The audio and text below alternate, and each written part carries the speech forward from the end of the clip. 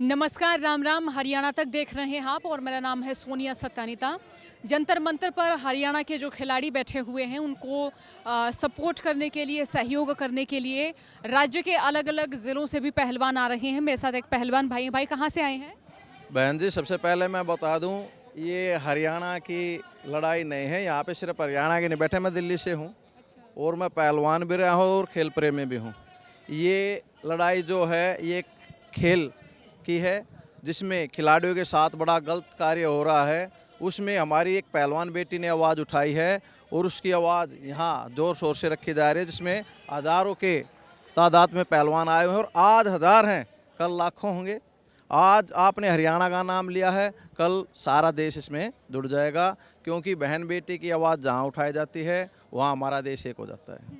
तो आप दिल्ली से ही ताल्लुक़ रखते, दिल्ली रहते हैं? हाँ जी, मैं दिल्ली झाड़ोदा कला नजफगढ़ जिला से हूँ और ये बहुत बड़ी बात है कि इतने बड़े स्तर पर हमारे देश में जो बृजभूषण जी राष्ट्रीय अध्यक्ष कुश्ती संघ के बनाए गए, एक विश्वास रखा गया। उन्होंने भारत की बेटी, भारत की पहलवान बेटी के साथ ये जो आवाज़ उठ रही है, हमें शर्म भी आती है। इस माध्यम से हम इस रूप में उनके लिए न्याय मांग रहे हैं और अपनी न्यायपालिका से, हम अपने देश की न्यायपालिका से आग्रह करते हैं और उस सरकार से भी आग्रह करते हैं जिन्होंने उनको ये पद दिया है, क्योंकि ये पहला वाक़या तो नहीं है जो उनकी सरकार का। ये कुलदीप सेंगर जी भी आए हैं, चिन्मयानंद स्वामी जी पर भी ऐसा लगा और कई मुद्दे ऐसे अगर ये मुद्दा भी आ गया तो मैं कहता हूँ ये देश की बेटी का जो आवाज़ उठी है इसको न्याय जरूर दिया जाए। और मैं टाक जो न्यूज़ है आपका हरियाणा से, मैं इसका भी धन्यवाद करता हूँ कि आपने इस सतर की आवाज़ को इतने बड़े स्तर पर रखा है। जैसे आप जैसे पहलवान हैं, हम देख रहे हैं कि उनको ना ही न्योता दिया गया, ना बताया गया कि यहाँ पर पहुँचे, फिर भी आप लोग पहुँच रहे हैं इसलिए कि कुश्ती बचे। और अगर कुश्ती धकेली भी जाती है तो हम ये कहें कि बहुत सारे पहलवानों का करियर जो वो बिल्कुल शून्य हो जाएगा। बहन जी देखो, आपको बता दूं, ये न्योता देने की तो बात है ही नहीं, क्योंकि ये शादी नहीं। और हमारे वहाँ तो कन्यादान डालने बनाए न्योते चले जाएं, जो देसी आवाज़ होती है। यहाँ तो बहन बेटियों का सवाल हुआ और वो भी एक खेल जगत की बेटी है। तो मैं, ये देश का मुद्दा है, ये किसी न्योते की ज़रूरत नहीं होनी चाहिए। और मैं आपके टाक न्यूज़ के माध्यम से पूरे देश के खेल प्रेमियों को जागृत करना चाहता हूँ। भाई ये खिलाड़ियों का नहीं है कि देश की बेटी का सवाल है और शर्म से डूबकर मर जाना चाहिए उस शख्स को जिसके ऊपर ये आवाज़ उठी हुई है, जो इतना बड़ा पद पाकर भी बचने की कोशिश कर रहा है। तो देश की बेटी और देश उसको कभी माफ़ नहीं करेगा। न्याय तो मिलेगा, क्योंकि आप देख रहे हैं कल 100 थे, आज हज़ार हैं और पूरा देश इस मुहिम में कल सम्मिलित हो जाएगा। मैं चाहता हूं अगर सरकार को अपनी लाज बतानी है और उस शख्स को भी अपनी लाज बनानी है, जल्दी से जल्द इस्तीफा दे और इन पहलवान बेटियों की मांग सुने। बहुत शुक्रिया हमें समय देने के लिए। उधर जो है हमें एक और जो पहलवान है वो नज़र आ रहे हैं, उनसे भी हम बात करने की कोशिश करेंगे। भाई जी, आपसे हम बात करना चाहेंगे। भाई आप कहाँ से आए हैं? मैं बहादुरगढ़ हरियाणा से आया हुआ हूँ और हरियाणा की यहाँ पर काफ़ी तादाद है पहलवानों की, खिलाड़ियों की। अभी तो फिलहाल पहलवान ही है, लेकिन यहाँ पर काफ़ी खिलाड़ी भी आएंगे, जैसे बॉक्सिंग से हैं, जूडो से हैं, आदि अनेक यहाँ पर खिलाड़ी आएंगे, क्योंकि ये किसी की शोषण का मामला है। शोषण का मामला, जैसे संदीप जो खेल मंत्री हैं बीजेपी सरकार से हरियाणा में, वो भी अपना इस्तीफा दे चुके हैं इसी मामले में। ये बड़े दुर्भाग्य की बात है हमारे लिए। ये हमारे भविष्य की बात नहीं है, ये हमारे जो आने वाले उज्जवल भविष्य है, छोटे छोटे बच्चे हैं, छोटी छोटी कन्याएं हैं, उनके भविष्य की बात है। आरोप कोई ऐसे नहीं लगते, बेबुनियाद आरोप कौन किस पे लगाएगा? कोई ना कोई ठोस सबूत होगा, ठोस वजह होगी। तो मैं यही कहना चाहूँगा, हमें जल्दी से जल्दी न्याय मिले, प्रधानमंत्री जी से बात हो, ताकि हम अपनी मांग रख सकें। और दूसरी बात कही गई है, जो बृजभूषण जी हैं वो लगातार कई साल से अध्यक्ष बनते आ रहे हैं। हमारी ये मांग है कि चुनाव हो वो निर्विरोध बनते हैं। निर्विरोध का मतलब ये है कि किसी ऊपर दबाव दिया जाए या फिर किसी ऐसी कोई टेक्निक अपनाई जाए ताकि ये यही वो रहें, अध्यक्ष रहें। हमारी मांग ये भी है कि और कोई निष्पक्ष रूप से चुनाव हो और कोई अच्छा अध्यक्ष आना चाहिए। तो फेडरेशन में जो अध्यक्ष चुने जाते हैं वो हमेशा ही ये माने जाते हैं कि ना तो इनका ताल्लुक गांव देहात से रहा, ना इन्होंने कुश्ती देखी, ना इन्होंने दंगल देखे, ना ये दंगल लड़े, ना ये खेले, ना इन्होंने किसान परिवारों का संघर्ष देखा। तो इनको क्यों कुर्सी पर बिठाया जाता है? ये सवाल तो हमारा ही ना, इनको कुर्सी पर आखिर क्यों और कब तक?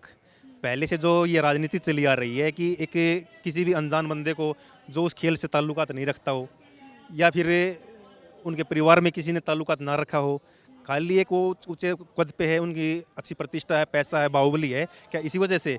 हमारी मांग ये भी है कि कोई निर्विरोध चुनाव ना हो के एक लोकतांत्रिक देश है हिंदुस्तान, उसमें ऐसा चुनाव होना चाहिए, सबकी सहमति से वोट डाली जाए और निर्विरोध चुनाव ना हो के किसकी वोट कितनी है, किसको कौन पसंद कर रहा है, कौन नहीं कर रहा है। और इसमें ऐसी बात नहीं है, खेलों में कुश्ती की बात नहीं कर रहा मैं, हर एक खेलों में अच्छे अच्छे प्रतिष्ठावान खिलाड़ी भी हैं, कोच भी हैं और उनके गुरु खलीफा वगैरह सब हुए, वो भाग लेंगे चुनाव में और एक ऐसा बंदा निखर के सामने आएगा जो कुश्ती को या फिर अन्य खिलाड़ियों को, अन्य खेल के जो खिलाड़ी हैं उनको एक अच्छा देख मिले। तो क्या ये संभव हो सकता है? संभव तो हम आपसे उम्मीद करते हैं, आप हमारी आवाज़ ऊपर तक पहुंचाओ। हम आपसे ये उम्मीद करेंगे, आपके चैनल से ये उम्मीद करेंगे, जो राष्ट्रीय से चैनल है उनसे ये उम्मीद करेंगे कि हमारी बात क्या पता ऊपर तक पहुंच ही ना रही हो। जो राष्ट्रपति है, प्रधानमंत्री है, ऊंचे लेवल पे जो पद पे बैठे हुए हैं, हम अपनी बात पहुंचाने के लिए जंतर मंतर पे धरना दे रहे हैं ना। हमारी बात घर पे कौन सुनने के लिए आएगा? जंतर मंतर एक ऐसा माध्यम है, ऐसा प्लेटफॉर्म है, यहाँ पर अपनी हर एक कोई, चाहे वो खिलाड़ी हो, चाहे वो राजनीतिक क्षेत्र में हो, चाहे वो किसी सामाजिक क्षेत्र में हो, कोई भी मुद्दा हो, यहाँ पर अपने बैठ कर मांग रख सकता है। अब जैसे इस तरह के आरोप लगे हैं तो गांव देहात के लोगों का क्या सोचना है अपनी बच्चियों के लिए जो अखाड़े में प्रैक्टिस करती हैं? देखिए, जो ये मेडल अंतर्राष्ट्रीय स्तर पर मेडल आते हैं, कॉमनवेल्थ में मेडल आते हैं, ज़्यादातर एक मध्यम वर्ग परिवार से, गरीब परिवार से ही संबंधित है। और पूरे हिंदुस्तान में एक नारा, एक मुहिम चला रखी है, बेटी बचाओ और बेटी पढ़ाओ। ये कहाँ तक सार्थक है, कहाँ तक सिद्ध है? खेल मंत्री पे भी आरोप लगे, हरियाणा सरकार के जो खेल मंत्री संदीप है उन पे भी आरोप लगे, अब ब्रजभूषण जी पे खेल मंत्री पे जो आरोप लगे, वो जो खिलाड़ी हैं, वो उनका जो ये कोच हैं, उनका ये कहना है कि मेरी जैसी अनेकों खिलाड़ी, अनेक कोच पीड़ित हैं, वो अपनी आवाज़ नहीं उठा पा रही। शायद मैंने आवाज़ उठाई, क्या पता मेरे साथ में मतलब कुछ गलत भी हो भविष्य में, मेरे को नहीं पता। मेरे को नौकरी से भी हाथ धोना पड़े या फिर मेरे को और कुछ सामाजिक शोषण से, सामाजिक मान प्रतिष्ठा से भी हाथ धोना पड़े, मेरे को इनका कोई वो नहीं है। लेकिन आने वाली जो पीढ़ी है, आने वाला जो भविष्य है, उसको एक आवाज़ उठाने का अंदर से मोटिवेशन मिलेगा। तो हमारी भी यही मांग है। हमारा भविष्य क्या है? हमारा तो भविष्य कुछ भी नहीं है। हम अपने स्पोर्ट्स में जो कि जितना करना था उतना कर चुके हैं, लेकिन जो आने वाली पीढ़ी है, जो युवा हैं, जो 10-12 साल के हैं, जो आगे आएंगे, उनके लिए हम यहाँ पर इकट्ठा हुए हैं और हमारी सिर्फ एक ही मांग है, यहाँ पर सबसे पहले तो प्रधानमंत्री जी से बात हो ताकि हम अपनी बात उनके सामने रख सकें। क्या पता इनडायरेक्ट में बात किस तरीके से घूम के जाती है, इनडायरेक्टली में कोई बात उसके मतलब मायने चेंज हो जाते हैं। हम चाहते हैं कि हम डायरेक्ट बात करें। हमारे सामने यहाँ पर अर्जुन अवार्डी कोचेज़ हैं, अर्जुन अवार्डी पहलवान हैं, ओलंपियन रेसलर्स वगैरह सब यहाँ पर एक प्रतिष्ठावान मंच है यहाँ पर ये। तो हमारी सिर्फ एक ही मांग है फिलहाल, सबसे पहले प्रधानमंत्री जी से बात हो, उसके बाद में हमारा निवारण हो और समस्या का समाधान तभी होगा तो आमने सामने बैठेंगे। बहुत शुक्रिया आपका। तो लगातार हम ये जानने की कोशिश कर रहे हैं तमाम उन पहलवानों से जो कि गांव देहात से यहाँ पर आए हैं कि उनका क्या कुछ सोचना है। और जिस तरह से यहाँ पर ओलंपिक मेडलिस्ट खिलाड़ियों ने जो आरोप लगाए हैं, उन आरोपों को लेकर क्या उन्हें भी उनके खेल कल्चर को लेकर, उनके कुश्ती को लेकर, और जो गाँव देहात के तमाम नौजवान, जो तमाम बच्चे अखाड़े में जाकर प्रैक्टिस कर रहे हैं, उनके भविष्य को लेकर क्या सोचना है। मैं सोनिया सतानीता, कैमरा पर्सन सिद्धार्थ के साथ, जंतर मंतर, हरियाणा तक। राम राम।